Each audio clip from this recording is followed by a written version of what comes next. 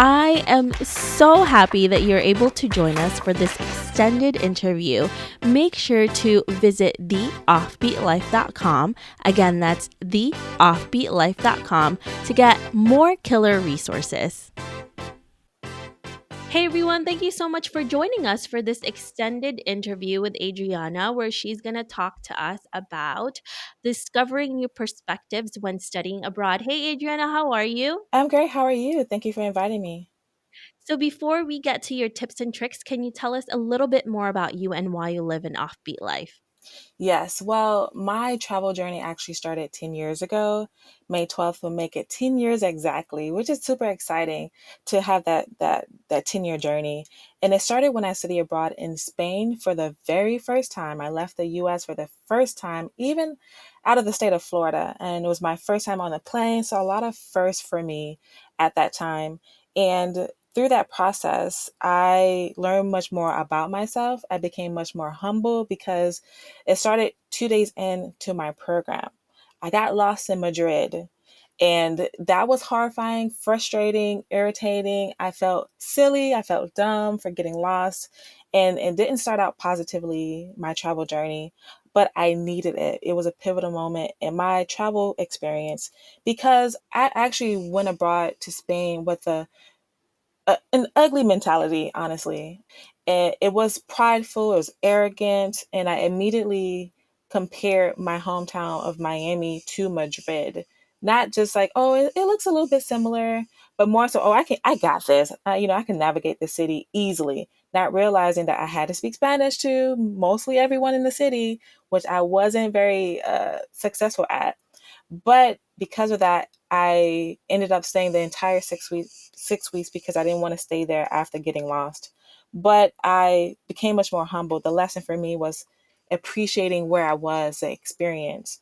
And so from there, it inspired me to later down the line to encourage other first generation minority students to also study abroad. Only 6% of those who study abroad in the US right now identify as African American. And I think overall the minority population is less than 15%. So that is my goal. It has been my what I thrive to do since that experience. And I have hit some bumps and obstacles along the way. I taught middle school science and math. I also taught English language learners. And eventually, after meeting the previous person in my position right now at a conference, I'm now working at a institution in South Carolina as the assistant director of international programs. So it's been a wild ride, but a necessary ride for me to get here to encourage students to study abroad and have this experience of gaining soft skills, learning more about themselves to further impact the world, even our own community. So, studying abroad for a minority is even more important than anything else because it really gets you out of your comfort zone, your environment. Because, like you said, we often think that where we are is the whole entire world. So, when you were studying abroad, what were the lessons that you've learned that was really crucial to your growth?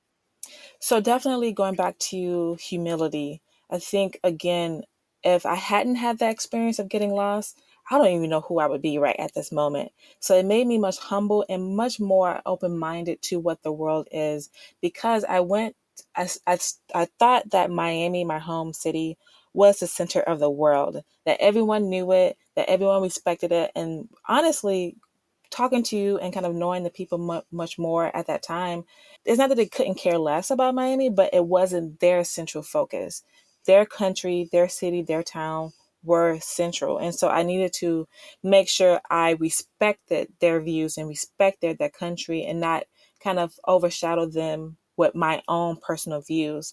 And so humility was a big lesson for me, but also me getting out of my comfort zone, not taking for granted that I live in a big city, but also that I live in the US, that I think I know everything. So being in Spain allowed me to expand my territory, as my mom would like to say, and see others in their habitat, see others in their country, because I had never been out of the state of Florida or the US at that time. And so I needed to take risks and needed to expand my skills so that I could go back home and use that for my own community and also my job, my school, and just kind of help people out from what I learned. So I gained a lot of soft skills from that, just taking risk and getting out of my own comfort zone of where I was from and my own country.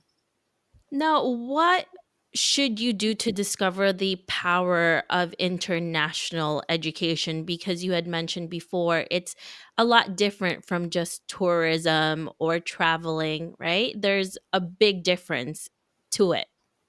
Right. So if, and this, you speaking to different audiences, if you are one who is thinking about going abroad or is on the fence about whether you should or you should not, absolutely encourage you to do so, because we obviously finances is a big challenge, and we have these challenges here at our institutions in the U.S. There is funding for you to go abroad, especially if you're underrepresented minority student at a college. And if you're a parent of a student who identifies as first generation minority underrepresented, there's money directly for you to study abroad, whether at your institution or whether nationally. And so the power is in opportunity, awareness, and actually participating.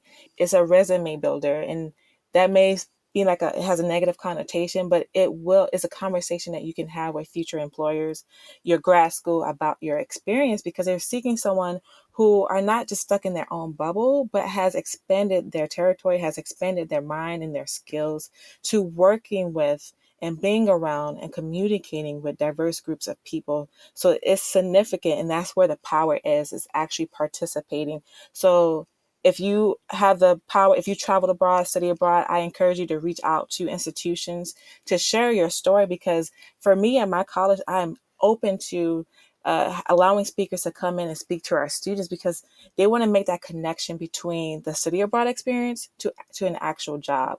And it could be business, it could be English, it could be history or a language. We want to make sure that students understand that no matter what you're studying, that you can still study abroad. It is valued for your future job and for your future career. So study abroad is unique, is not separate from your college career, from what you're already doing. Is a component, a necessary component to add to heighten your job skills when you further apply for whether grad school or a job, an internship. It will definitely help you in the long run.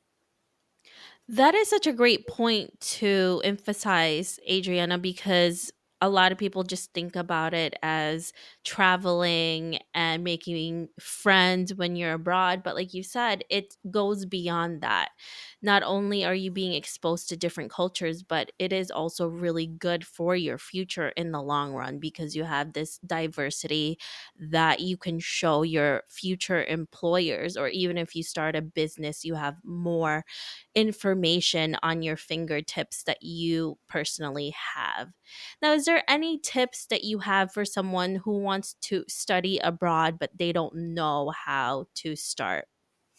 Well, it goes to, if you're at a university, to speak to someone in your study abroad office, or it could be a study abroad advisor, to start that conversation. I like to tell my students to start the conversation. Sometimes, if you have more of a relationship with your academic advisor or a particular professor, start the conversation and get some information from them. They most likely have some their own personal travel experience and also study abroad experience that they one can incite you to kind of get some more information. So conversation with people, relevant people around your campuses, is where you should start, but also kind of do your own research.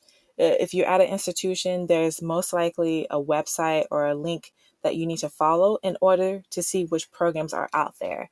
If you want to do an exchange program, go independently to another country or go through a customizable a company program.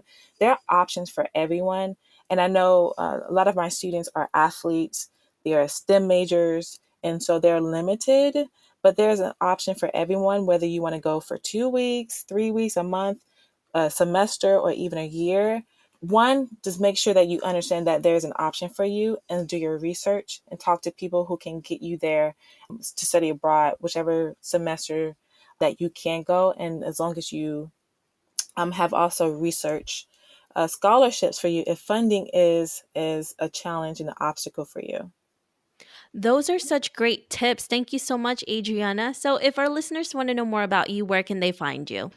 They can find me at my blog, travelpreneur.com, and also on social media, all of my platforms, Instagram, Twitter, Facebook. You can find me at Travelpreneur as well.